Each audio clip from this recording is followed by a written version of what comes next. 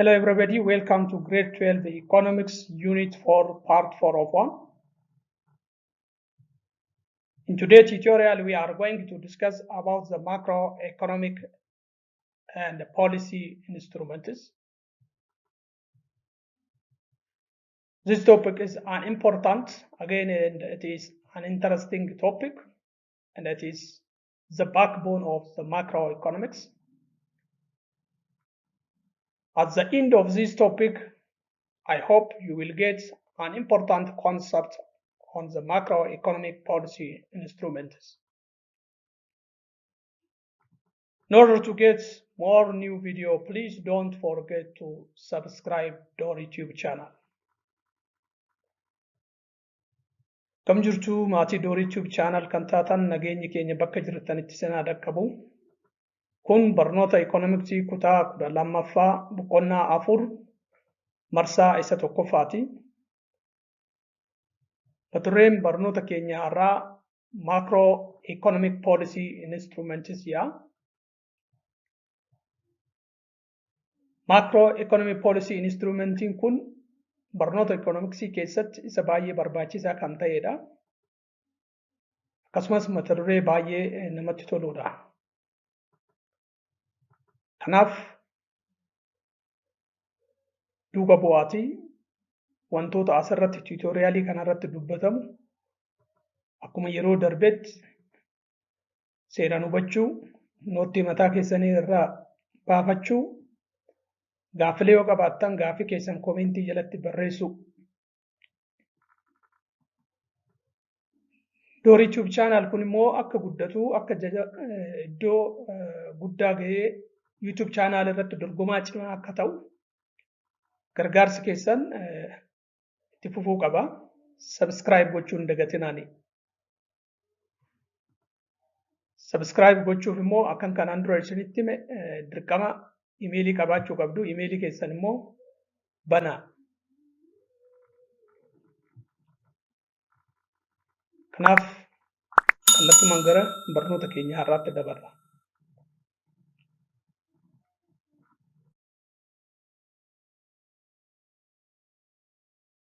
Main objective of this course. At the end of this topic, you are going to understand the difference among the fiscal, monetary, and income policy. Again, you are able to differentiate between expansionary and contractionary fiscal and monetary policy. You will be able to explain how the income policy affects the aggregate supply and aggregate demand. Lastly, but not the least one, you will going to understand the different exchange rate policy or regime. Kaayyoon boqonnaa kanaa maayinni dhuma boqonnaa kanaa irratti barattoonni maal hubachuu ni danda'u. Garaagarummaa fiscal policy jechuun maal akka ta'e, monetary policy akkasumas income policy maal akka ta'e adda baafatanii ni beeku jedha. Akkasumas dabalataan expansionary, contractionary, fiscal and monetary policy kan jedhu kana adda baafatanii beekuu qabu dhumarratti. Akkasumas maal ibsuu qabu dhuma boqonnaa kanaa irratti income policy akkamitti aggregate supply fi aggregate demand affect akka gochuu danda'u ibsuu danda'uu qabu. Dhumarratti immoo maal hubachuu qabdu exchange rate policy kan jedhu yookaan imaammata sharafaa qarshii maal akka ta'e ni hubattu jedhee yaadani. Kallattumaan gara mata duree har'a barannutti dabarra.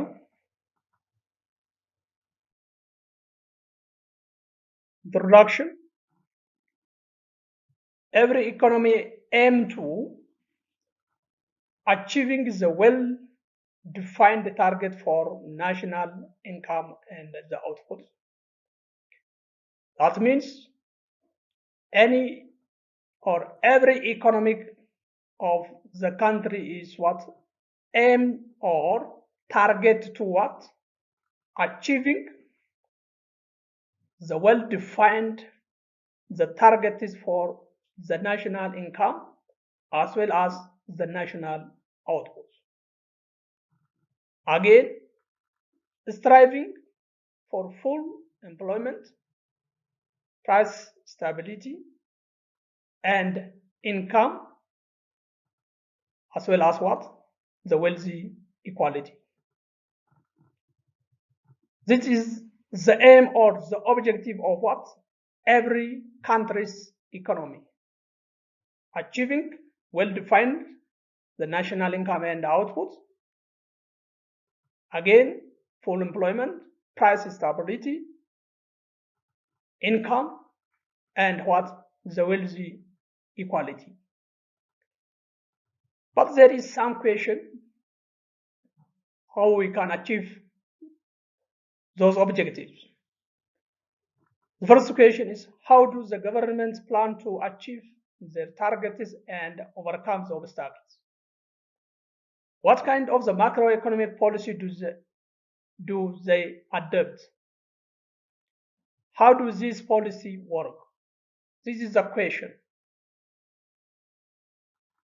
So, in this unit,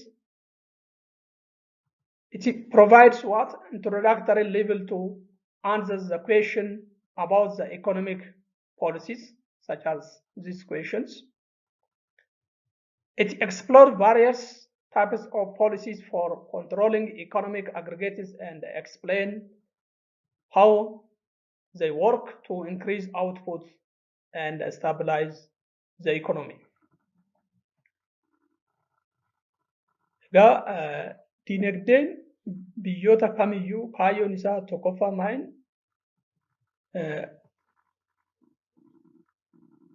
National income yookaan galii biyyoolessaa akkasumas oomisha waliigalaa akka jiraatu yookaan immoo akka galma ga'u taasisuudha. Akkasumas illee kaayyoon dinagdee biyya tokkoo full employmentiin akka jiraatu wantoonni hundumtuyyuu ilma namaa ta'uu danda'a, qabeenya ta'uu danda'a, wanti hunduu qisaasa'insa tokko malee akka hojiirra oolu taasisu full employmentiin. Tasgabbiin piraayisii akka jiraatu yookaan immoo gatiin meeshaalee akka tasgabbaa'u taasisu. Akkasumas inkaamii yookaan immoo galiinii fi qabeenyi haala walqixa ta'een akkaataa itti qoodamu akka jiraatu dinagdeen biyyoota kamiyyuu ni barbaada jechuudha. Kanaaf immoo gaaffilee dinagdee kana keessatti gaaffilee ka'antu jiraanini. Mootummaan akkamitti isaan amma jenne kana hojii abdummaa yookaan immoo qabeenyi hundumtu akka hojiirra oolu, tasgabbiin gatii meeshaalee akka jiraatu, walqixxummaan galii fi qabeenyaa akka jiraatu taasisuuf mootummaan poolisii yookaan imaammata akkamii hordofuu qaba kan jedhu akka gaaffitti ka'a. Imaammata gosa akkamii hojiirra oolmaa imaammata poolisii asitti yoo qopheesse akkamitti hojjeta kan jedhu kun gaaffilee ka'anii jechuudha. Kanaaf walumaa galatti boqonnaa kana keessatti gaaffileen kun ni deebi'u jechuudha. Maa irratti hundoofnee imaammata mootummaan yookaan poolisii adda addaa fudhatu irratti hundaa'ee gaaffileen kun deebi'uu danda'u.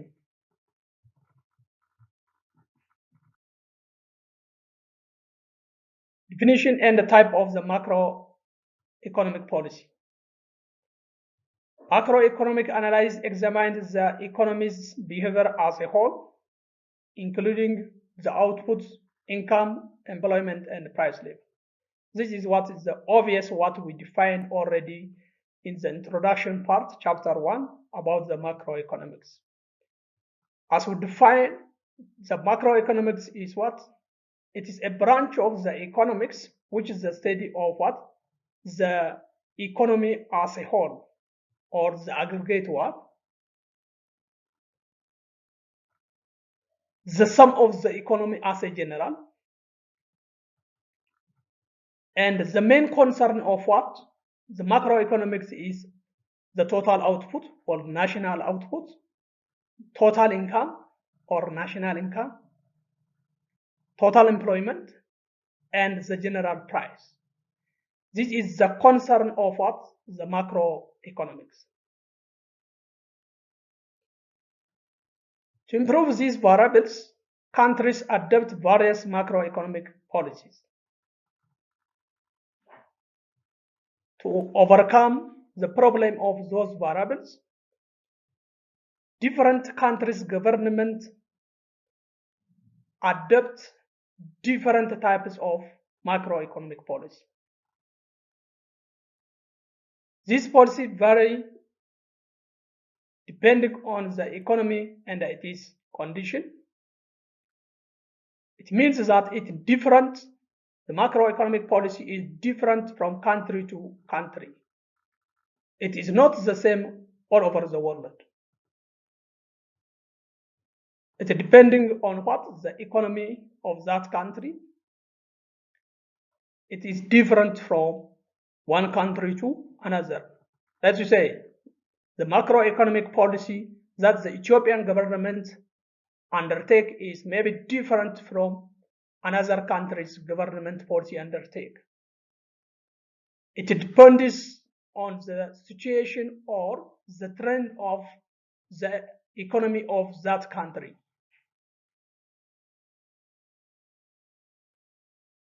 Economic fluctuation can occur, such as recession, where income, output, and employment are below their full employment. I hope you understand what we mean by the recession from the business cycle.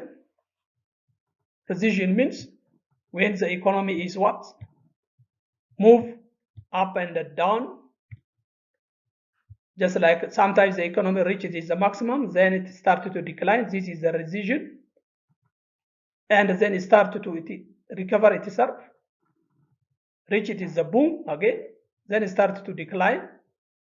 There is a fluctuation, just like this one. So recession means the decline portion of what?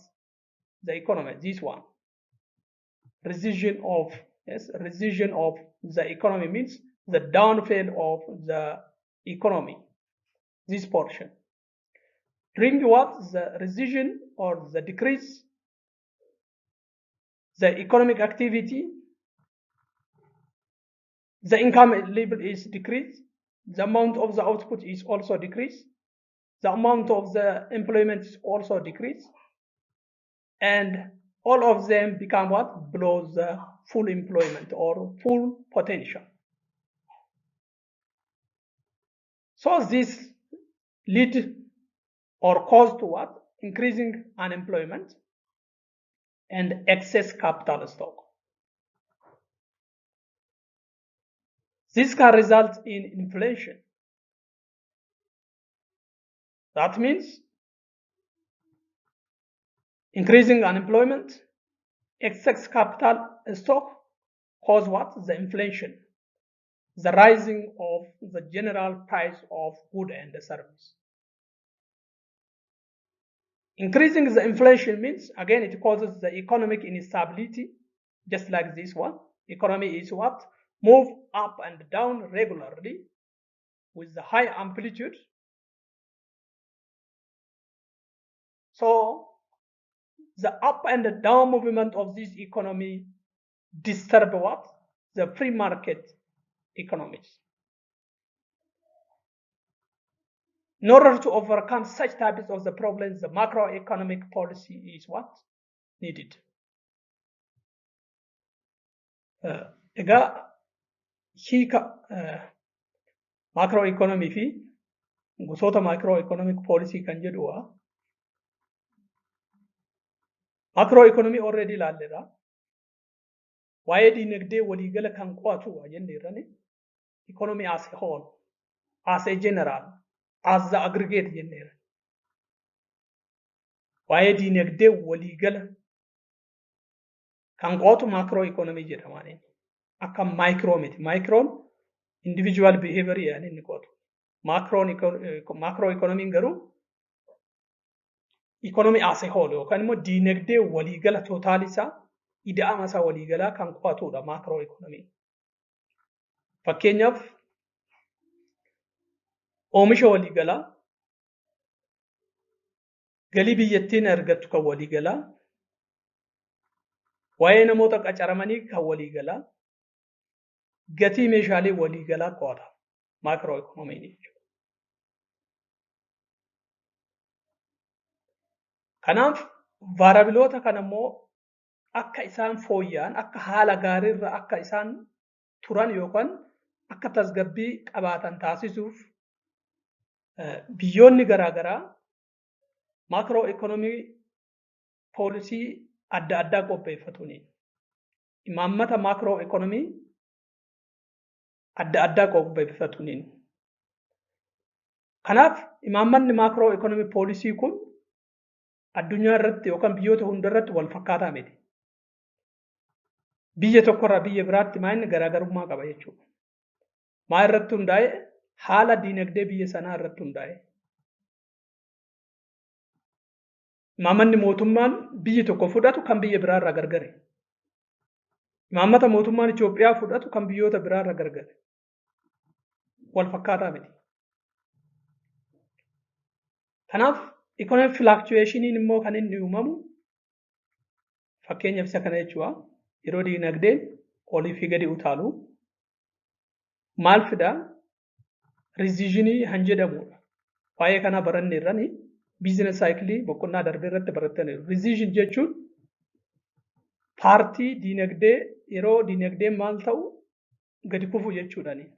Buumiirra yookaan piikirra erga ga'ee booda dinagdeen sababa adda addaatiin shook ta'a. Shook yeroo ta'u kan immoo maal ta'a? Gadi kufuu eegala jechuudha. Paartiin gadi kufu kuni maal jedhama? Recessionii jennaani jechuudha. Yeroo recessionii kana wanti hundumtuyyuu sochiin dinagdee kamiyyuu wajjumaan gadi kufa. Galiin gadi kufa, oomishni gadi kufa, carraan namoota hojii argachuu gadi kufa. Kun immoo maaliif sababa ta'a? Hojii abdummaan akka babal'atu taasisa. Excess capital stock yookaan immoo namni baay'inaan qarshii barbaadan jechuudha. Yeroo kana dimaandiin isaa waan gadi kufe. Yeroo kana immoo kun immoo sababa addaa fidee dhufa.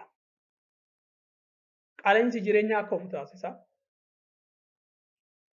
Qaala'insi jireenyaa jiraannan immoo dinagdeen tasgabbaa akka hin taane taasisa jechuudha. Akkasitti high amplitudean fluctuate akka inni ta'u taasisa jechuudha. Dinagdeen biyya tokkoo high amplitudean olii gadi utaala taanaan dinagdeen biyya sanaa maayini tasgabbaa miti jechuudha. Hamma danda'ametti amplitude isaa hir'isuudha jechuudha. Ani inni ittiin utaalu kana. Business cycle hambisuun hin danda'amu. Garuu amplitude isaa ani inni olii gadi utaalu kana hir'isuun ni danda'ama. Akkasitti fakkeenya xiqqaatee akka inni up and down ta'ee deemu gochuun ni darba. Kun amma gaariidha. Garuu diinagdeen biyya tokkoo isa kanaan utaala yoo ta'e biyya sanaaf gaarii miti. Amplituudiin inni ittiin utaalu xiqqaa yoo ta'e guddina biyya tokkootiif murteessaa jechuudha.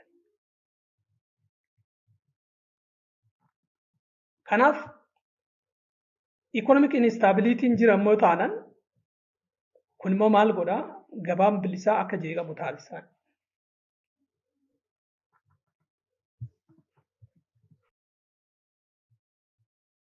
Classical economists believed in automatic mechanism for economic stability,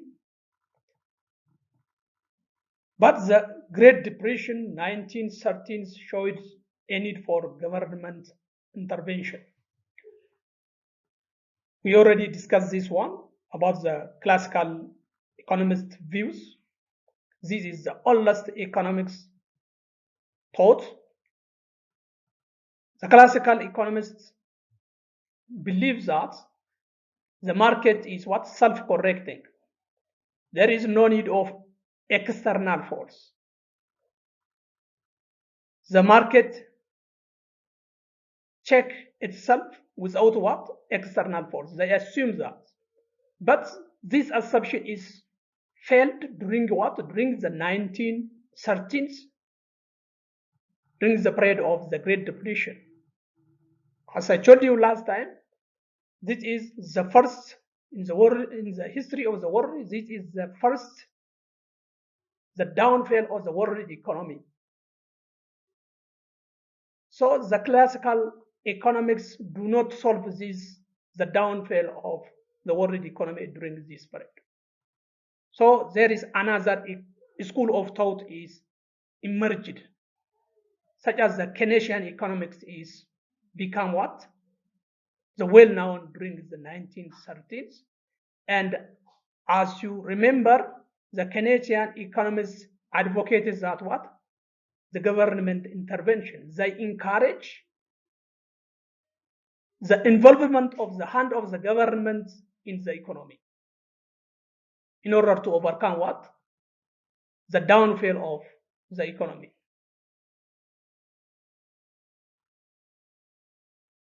Nations aim to improving living standard by promoting economic growth through increasing the saving, investment, and capital accumulation. Macroeconomic policy can help to raise saving and investment rates and facilitate a rapid economic growth. Boqonnaa darbe keessatti boqonnaa tokko waa'ee school of thought kan jedhu ilaallee jira. Gara 5 moo 6 ilaallee jira school of thought jechuudha. Inni jalqabaa classical economists isa baay'ee dulloomaa kan ta'an Adam Smith, Ricardo fa'aa encourage warri godhan akka ilaalcha warra classical economists diinagdeen maal jedhanii yaadu self correcting ofiin of sirreessaa humna alaan barbaachisu pricing ofumaaf of sirreessanii equilibrium irraa yoo fagaate yeroo gabaabaa keessatti temporary wanti kun yeroo taatee yeroo gabaabaati deebisee of sirreessuu danda'a jedhanii yaadu. Garuu yaanni kilaasikalotaa kun immoo bara 1930 kufaatii diinagdee addunyaa tokkoffaa isa jedhamu deebisuu hin dandeenye. Bara 1930 keessa addunyaan tun rakkoo guddaa diinagdeen addunyaa yeroo inni itti gadi kufee tureeni jechuudha. Kanaaf yaanni kilaasikalotaa kun rakkoo kana furuu hin dandeenye. School of thoughtiin hanbiraa akka dhalatu taasise. Fakkeenyaaf Keynes fa'aa Keynesian school of thought akka dhalatu taasise jechuudha. Warri Keynesian economistoonni immoo maal jajjabeessu lakki economiin self correct of hin go'u. Osoo self correct of go'ee kufaatii diinagdee bara 1930 kana silaa of sirreessuu danda'a tureeyyuu. Of sirreessuu hin dandeenye. Kanaaf harki mootummaa keessa jiraachuu qaba diinagdee keessa. Mootummaan fiscal policy'aan harka keessa yoo galfate rakkoo depressionii yookaan kufaatii diinagdee akkasumas rakkoo qaala'insaa furuu ni danda'a jiru. Warri kilaasikaalii harki mootummaa akka diinagdee keessa galuun barbaadan jirri kuni. ofiif of sirreessa diinagdeen jedhanii waa yaadaniif garuu yaadni isaanii kun kufaa ta'e bara 1930 barri kilaasikaalota akka dhumu taasisee jechuudha. Kinishiyaanonni akka dhalatan sababa guddaa fideeni. Kinishiyaanonni mootummaan harkasaa diinagdee keessa galfachuu qaba jedhanii warra jajjabeessanidha. Biyyoonni kamiyyuu diinagdeen jiruu isaanii biyya isaanii akka guddatu barbaada. Maaliidhaan bifa qusannaatiin, bifa investimentiitiin akkasumas capital accumulation ta'u, physical capital ta'uu danda'a, human capital, social capital ta'uu danda'ani jechuudha. Capital yoo jiraate economic growth ni jiraani yaadni jiru jechuudha. Kanaaf immoo imaammanni macro economic policy maaliif gargaara? Qusannaa ol kaasuudhaaf, investimentii dabaluudhaaf. Kun immoo akka diinagdeen hatattamaan guddatu taasisaani.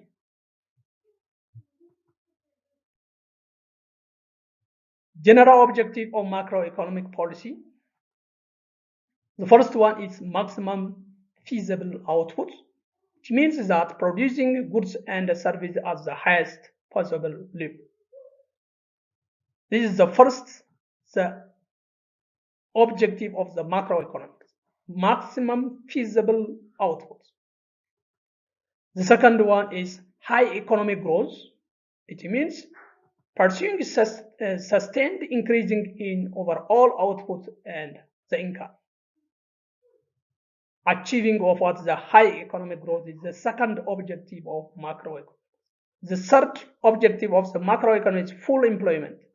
It means that ensuring all willing individuals have a job opportunity.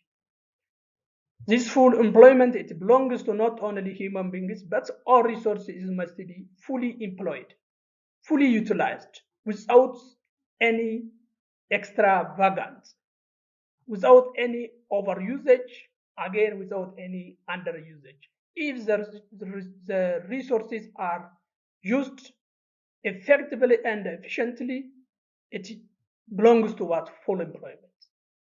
Price stability, maintaining stable and predictable price. As much as possible, the price level is stable. The up and down movement of the price must be reduced, maintaining stable. This is another objective of the macroeconomics. Income and wealthy equality. It means promoting fair distribution of the income and the wealthy. This is also the objective of macroeconomics. Fairness, justice, the distribution of the wealthy against the income equally among the nation. This is the macroeconomic policy.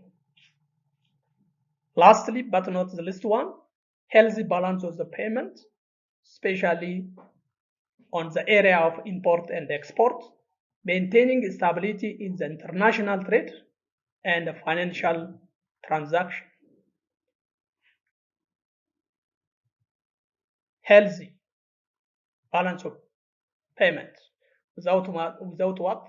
Maybe reducing the level of what? The deficits, trade deficit, and encouraging somehow the trade surplus. When one country's trade is deficit, that country's balance of payment is not healthy. But if it is surplus, it maybe shows healthy balance of the payment, or when it is the balanced, again, healthy balance of the payments. So all of those are what? The general objective of macroeconomics. To achieve these objectives, the above objectives, different type of macroeconomic policies such as fiscal policy, monetary policy, income, and foreign exchange policy are adopted. Throughout this unit 4, we are going to discuss these key points. about the fiscal policy, monetary policy, income policy, and the foreign exchange policies.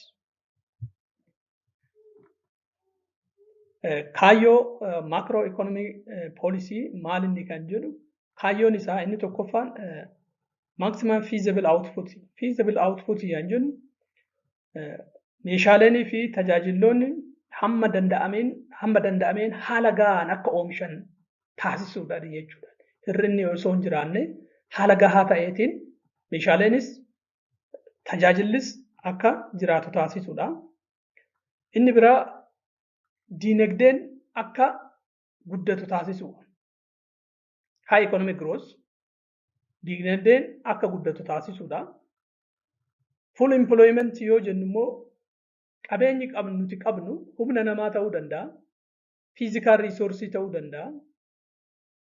Qabeenyi nuti qabnu kun seeraan hojiirra akka oolan taasisuudha. Underis akka hin taane, overis akka hin taane, wanti hundumtuyyuu seeraan qisaasa'iinsa malee hojiirra akka oolu full employment jedhama.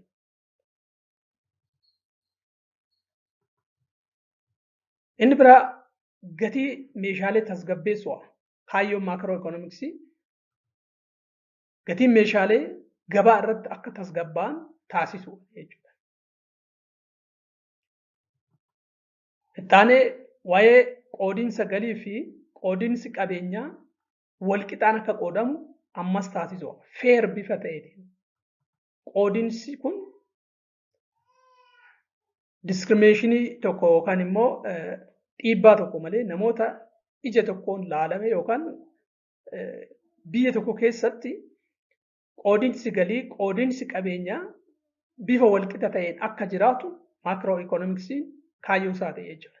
Inni dhumarraa balance of paymentiin fayyaalessa akka ta'u. Keessattuu balance of paymentiin akka yeroo darbe ilaalletti maalii wajjin wal qabataanii importiyaa, exportiyaa. Alatti erguu fi alaa galchuu meeshaalee. Isaan kun hamma danda'ametti baalaansi illee akka wal godhan. Importii fi exportiin wal madaaluu illee akka qaban. Ta'uu baannaan immoo sarplasiin akka jiraatu. Sarplas jechuun wanti nuti alatti erginu eenyu caaluu qabaa, wanta nuti alaa galchinu caaluu qabaa. Yeroo nuti wanti nuti alatti erginu anaa galchinu ol yoo ta'e sarplasiitu jiraanii jechuudha. Kun immoo guddina biyya tokkootiif gaariidha. Kanaaf waliigala isaan kun maalinni kaayyoo yookaan objective of macroeconomic policy jenna jechuudha.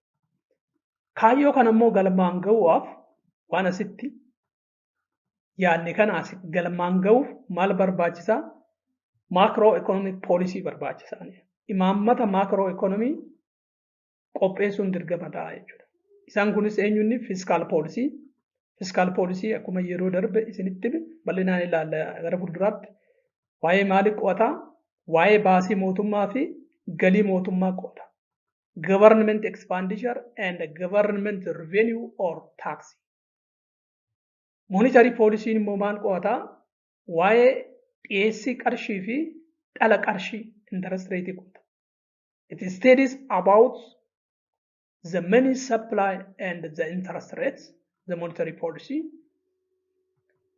Income yoo jennu immoo income policy maa inni waa'ee galii namootaa, mindaa namootaa, wage and salary isaan kana kan qo'atu inni kun. Foreign exchange immoo waa'ee sharafa biyya alaa. Qarshii biyya tokkoo qarshii biyya biraatiin wal jijjiiruu kan qo'atu foreign exchange jenna.